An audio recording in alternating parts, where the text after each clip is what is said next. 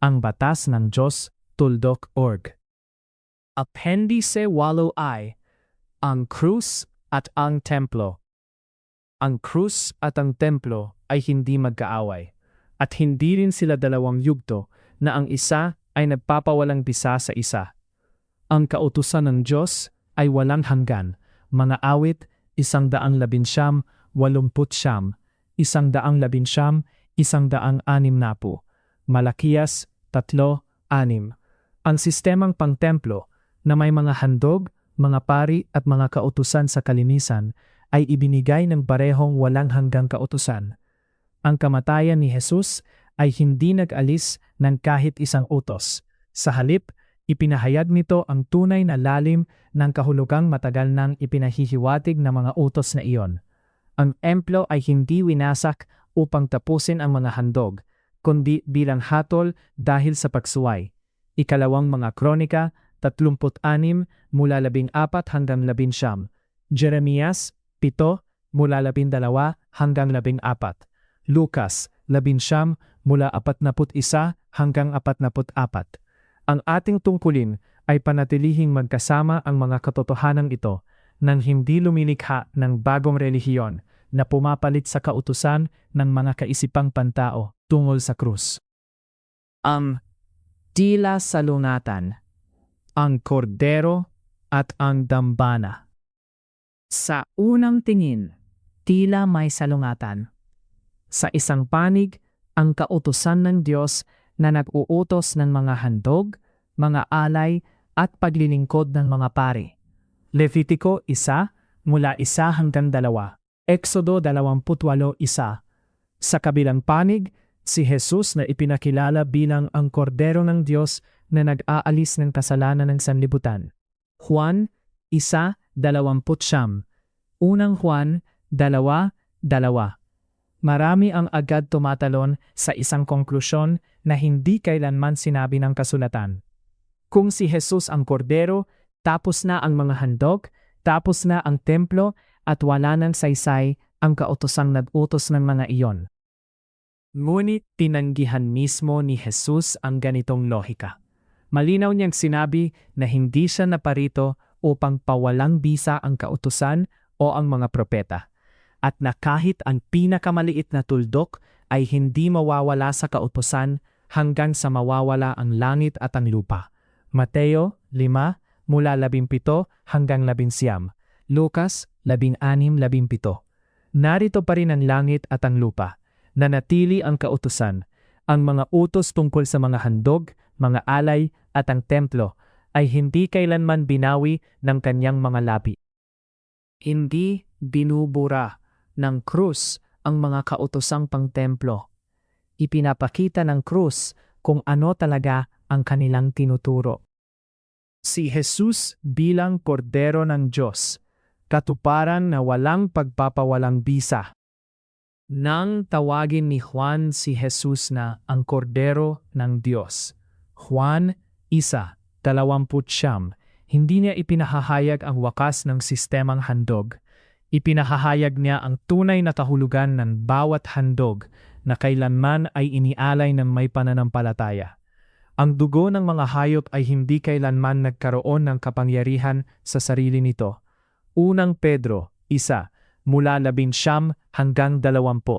Ang kapangyarihan nito ay nagmula sa pagsunod sa Diyos at sa kinakatawan nito, ang darating na handog ng tunay na kordero. Hindi nagsasalita ang Diyos ng isang bagay at kalaunan ay sumasalungat sa kanyang sarili. Mga Bilang 23:11. Mula pa sa simula, ang kapatawaran ay laging nakasalalay sa dalawang bagay na magkasamang kumikilos. Pagsunod sa iniutos ng Diyos, Deuteronomio 11, mula 26-28, Ezekiel 20:21. Ang handog na itinakda mismo ng Diyos para sa paglilinis, Levitico 17:11.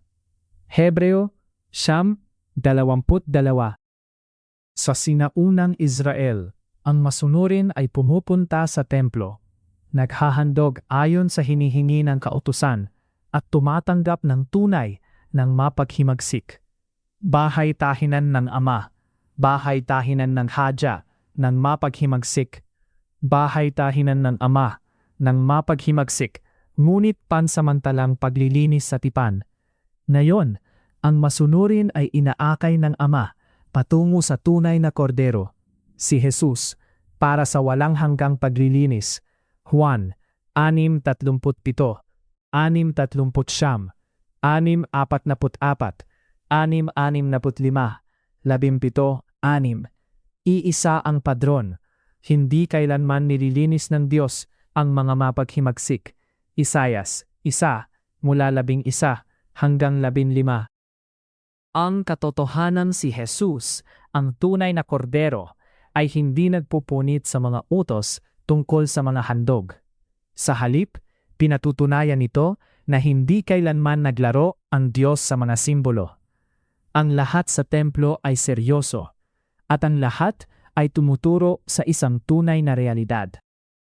Bakit nagpatuloy ang mga handog pagkatapos ng krus? Kung nilayon ng Diyos na wakasan ang mga handog sa mismong sandali ng kamatayan ni Jesus, gumuho sana ang templo sa araw ding iyon. Ngunit ano ang nangyari? Nahati ang tabing ng templo, Mateo 27:51, ngunit nanatiling nakatayo ang gusali at nagpatuloy ang pagsamba roon. Mga Gawa 2:46, 3:1, 21:26. Patulo ang mga handog at mga seremonya sa templo araw-araw. Mga Gawa 3:20-16. Patuloy ang pagsamba at mga handog at ipinapalagay ng buong salaysay ng mga gawa na gumagana pa ang santuaryo. Patuloy ang paglilingkod ng mga pari, mga Gawa 4:6-7. Patuloy na ipinagdiriwang ang mga pista sa Jerusalem, mga Gawa 2:20-16.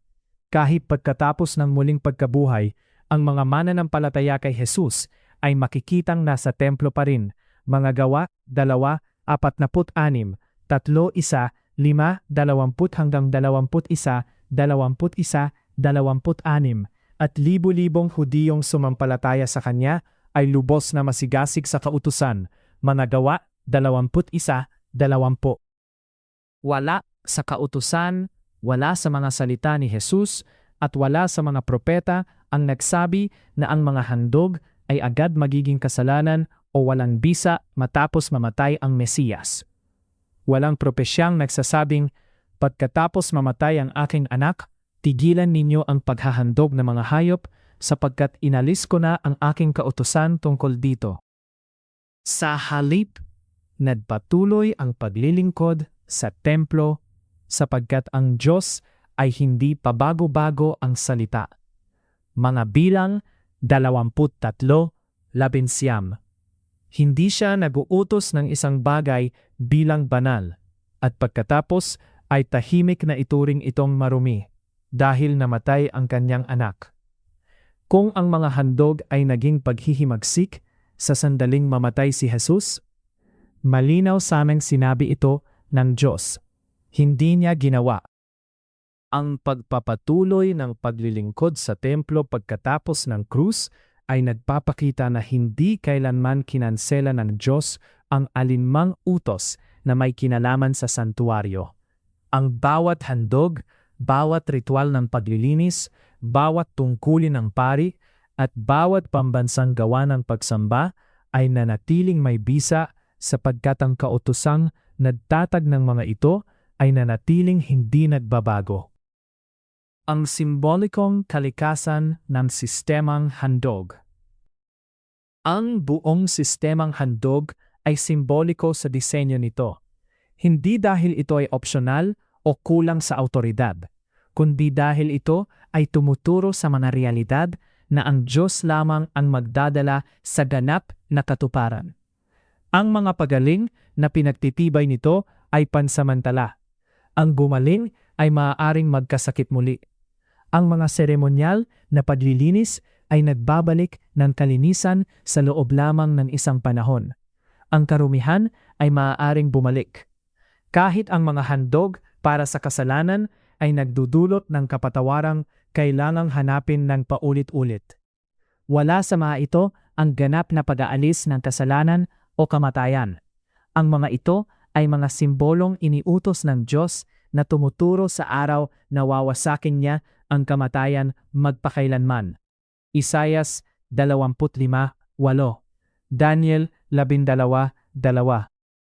Ginawang posible ng krus ang ganap na wakas na iyon, ngunit ang tunay na katapusan ng kasalanan ay makikita lamang pagkatapos ng huling paghuhukom at ng muling pagkabuhay. Kapag ang mga gumawa ng mabuti ay babangon sa muling pagkabuhay ng buhay at ang mga gumawa ng masama sa muling pagkabuhay ng hatol. Juan 5, mula 28 hanggang 29, dahil ang mga paglilingkod sa templo ay mga simbolong tumuturo sa mga walang hanggang realidad at hindi ang mga realidad mismo. Ang kamatayan ni Jesus ay hindi nagawang hindi na kailangan ng mga ito. Nanatili ang mga ito hanggang sa alisin ng Diyos ang templo bilang hatol. Hindi dahil kinansela ng krus ang mga ito, kundi dahil pinili ng Diyos na putulin ang mga simbolo habang ang mga realidad na tinuturo ng mga iyon ay naghihintay pa ng kanyang ganap na katuparan sa wakas ng panahon. Paano gumagana ang kapatawaran sa kasalukuyan? Kung ang mga utos tungkol sa mga handog ay hindi kailanman inalis, at kung ang sistemang pangtemplo ay nagpatuloy kahit pagkatapos ng krus, hanggang sa wakasan ito ng Diyos noong 70 pagkatapos ni Kristo, isang likas na tanong ang lumilitaw: paano napapatawad ang tao ngayon? Ang sagot ay matatagpuan sa parehong padron na itinatag ng Diyos mula pa sa simula. Ang kapatawaran ay laging dumarating sa pamamagitan ng pagsunod sa mga utos ng Diyos. Ikalawang mga Kronika 7:14, Isaias 55:7, at sa pamamagitan ng handog na itinakda mismo ng Diyos, Levitico 17:11. Sa sinaunang Israel, ang masunurin ay tumatanggap ng seremonyal na paglilinis sa dambana sa Jerusalem, na isinasagawa ng kautusan, higit sa lahat sa pamamagitan ng pagbubuhos ng dugo. Levitico 4:20, 4:26, 4:31, Hebreo 9:22. Ngayon, ang masunurin ay nililinis sa pamamagitan ng handog ng Mesiyas, ang tunay na kordero ng Diyos na nag-aalis ng kasalanan. Juan 1:29. Hindi ito pagbabago ng kautusan. Hindi kinansela ni Jesus ang mga utos tungkol sa mga handog. Mateo 5, mula 17 hanggang 19. Sa halip, nang alisin ng Diyos ang templo, binago niya ang panlabas na lugar kung saan nagtatagpo ang pagsunod at paglilinis. Nanatiling pareho ang pamantayan. Pinatatawad ng Diyos ang mga may takot sa Kanya at tumutupad sa Kanyang mga utos. Mga awit 103 mula 17 hanggang 18. Ecclesiastes 12:13. Walang lumalapit sa Mesiyas maliban kung inaakay siya ng Ama. 1:6:37, 6:39, 6:44, 6:65, 17:6, at inaakay lamang ng Ama ang mga gumagalang sa Kanyang kautusan. Mateo 7:21, 11:17, 1:17:6, Lucas 8:21, 11:28. Sa sinaunang Israel, ang pagsunod ay umaakay sa isang tao patungo sa dambana. Ngayon, ang pagsunod ay umaakay sa isang tao patungo sa Mesiyas. Nagbago ang panlabas na anyo, ngunit hindi ang prinsipyo. Ang mga hindi tapat sa Israel ay hindi nilinis ng mga handog, Isaías 1 mula 11 hanggang 16. At ang mga hindi tapat ngayon ay hindi nililinis ng dugo ni Kristo, Hebreo 10 mula 26 hanggang 27. Palaging hinihingi ng Diyos ang parehong dalawang bagay: pagsunod sa Kanyang kautusan at pagpapasakop sa handog na Kanyang itinakda. Mula pa sa simula, walang sandali na ang dugo ng alinmang hayop o ang paghahandog ng anumang butil o harina ang tunay na nagdala ng kapayapaan sa pagitan ng makasalanan at ng Diyos. Ang mga handog na iyon ay iniutos ng Diyos, ngunit hindi sila ang tunay na pinagmumulan ng pakikipagkasundo. Itinuturo ng kasulatan na imposibleng alisin ng dugo ng mga toro at kambing ang mga kasalanan. Hebreo 10:4, at na ang Mesiyas ay itinalaga na bago pa itatag ang sanlibutan. Unang Pedro 1:19-20. Mula pa sa Eden, ang kapayapaan sa Diyos ay laging dumarating sa pamamagitan ng perpekto, walang kasalanan at bugtong na anak.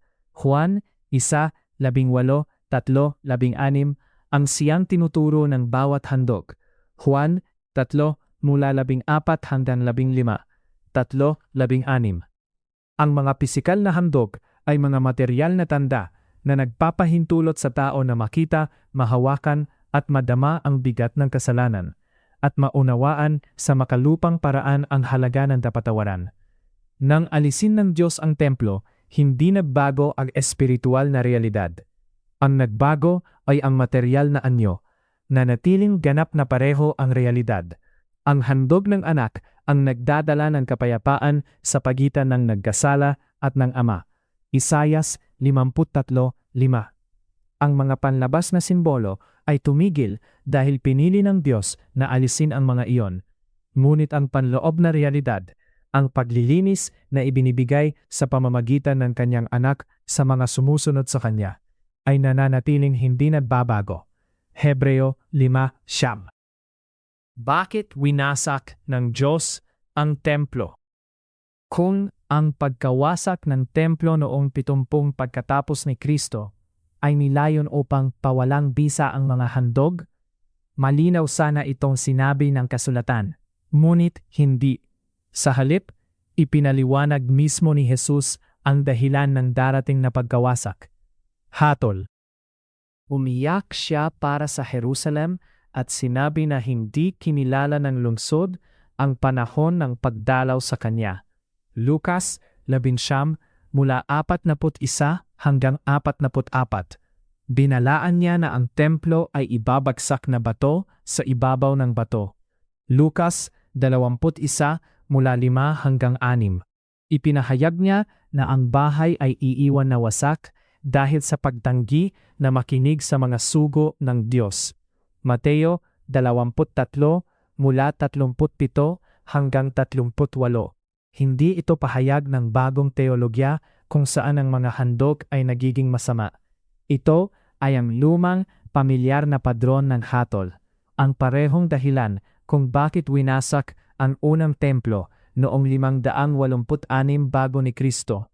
Ikalawang mga Kronika 36:14-19. Jeremias 7:12-14. Sa madaling salita, ang templo ay bumagsak dahil sa kasalanan, hindi dahil nagbago ang kautusan. Ang dambana ay inalis dahil sa hatol, hindi dahil ang mga handog ay naging masama. Nanatiling nakasulat ang mga utos, walang hanggan gaya ng dati. Maaawit 119, 160. Malakias 3:6. Ang inalis ng Diyos ay ang mga paraan upang maisagawa ang mga utos na iyon. Hindi pinahintulutan ng krus ang isang bagong relihiyon na walang kautusan. Karamihan sa tinatawag na Kristyanismo ngayon ay nakabatay sa isang simpleng kasinungalingan. Dahil namatay si Jesus, ang kautusan tungkol sa mga handog, ang mga pista, ang mga kautusan sa kalinisan, ang templo at ang pagkasaserdote ay lahat ng inalis. Pinalitan sila ng krus. Ngunit hindi kailanman sinabi iyon ni Jesus. Hindi rin iyon sinabi ng mga propetang nanghula tungkol sa kanya. Sa halip, malinaw na itinuro ni Kristo na ang kanyang tunay na mga tagasunod ay dapat sumunod sa mga utos ng kanyang ama, gaya ng ibinigay sa lumang tipan, gaya ng ginawa ng kanyang mga apostol at mga alagad. Mateo 7:21, 11:17, Juan 17:6, Lucas 8:21, 11:28.